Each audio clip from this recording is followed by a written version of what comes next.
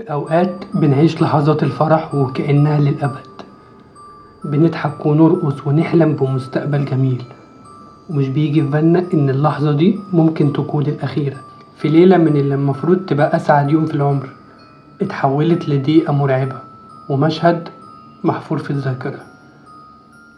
اللي هحكيه دلوقتي مش قصة من فيلم رعب ولا من خيال كاتب، دي قصة حقيقية، قصة حقيقية من قلب بيت مصري رواها مروان الأخ الكبير لبنت اسمها سارة، بنت كلها طيبة وللأسف ماتت يوم فرحها.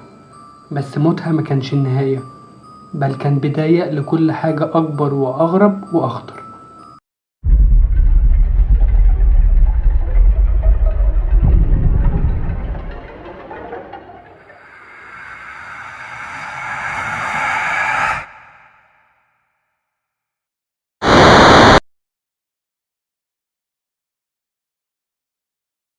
أنا اسمي مروان من قرية صغيرة في البحيرة، وبكل صدق اللي هحكيه دلوقتي ده حصل فعلا، وأنا لحد النهاردة مش قادر أنساه.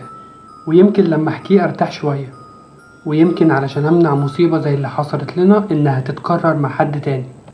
كل حاجة بدأت يوم فرح أختي سارة، كانت فرحتها ما تتوصفش، لابسة فستان أبيض ومبتسمة والدنيا كلها بترقص حواليها.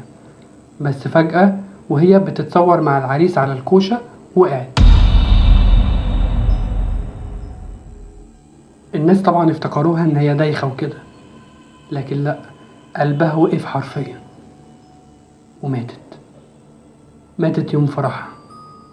الطبيب قال سكتة قلبية، ودفناها في نفس اليوم بفستان الفرح، وكانت الصدمة أكبر من أي كلام ممكن يتقال.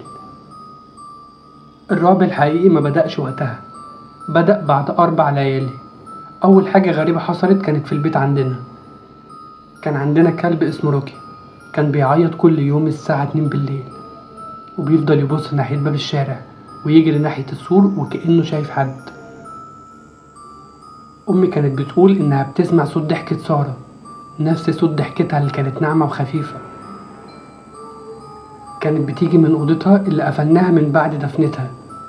وأكتر حاجة خلت الدم يتجمد في عروقي كانت لما أخويا الصغير آدم جه جري عليا وهو بيعيط وبيقول لي أنا شفت سارة يا مروان. كانت واقفة على باب الحمام وكانت بتبصلي وبتقول لي ليه دفنتوني بدري، أنا كنت لسه عايشة.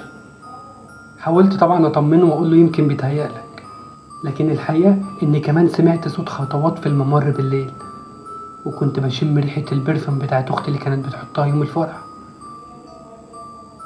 وأكتر من مرة كنت بصحى من نومي مخضوض على همس بيقول مش هموت لوحدي. أبويا بدأ ينهار وكان بيقعد بالساعات قدام صورتها، لحد ما في يوم اختفى ورجع الصبح ووشه كان أصفر وبيترعش، وقال لنا أنا شفتها جوه القبر نايمة فاتحة عينيها وكانت بتقول لي سبتوني.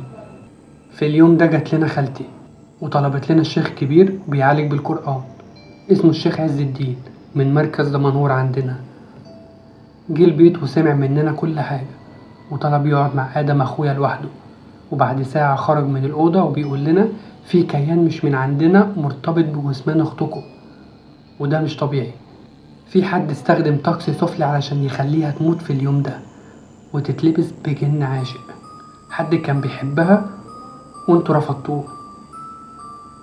كلنا وقفنا مصدومين لأننا عارفين الحكاية، حكاية سارة لما كانت مخطوبة قبل كده لشاب اسمه حسن من قرية قريبة، لكن علاقتهم كانت سيئة وأبويا رفضه لما جه يتقدم لها واتخانقنا معاه.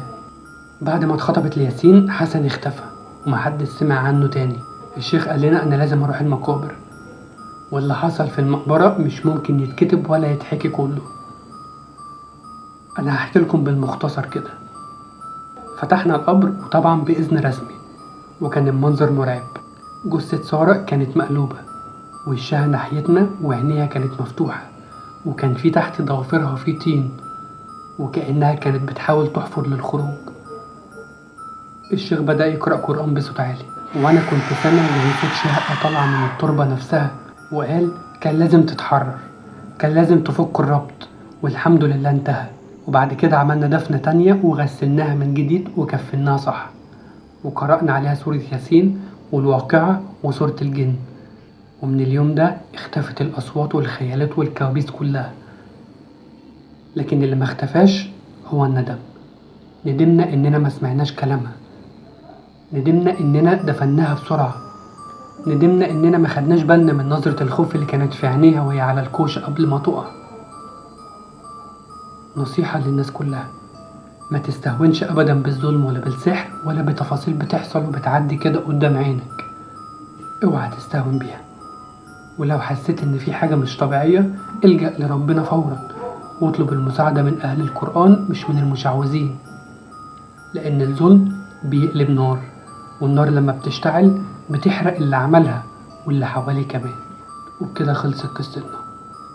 دمتم بخير.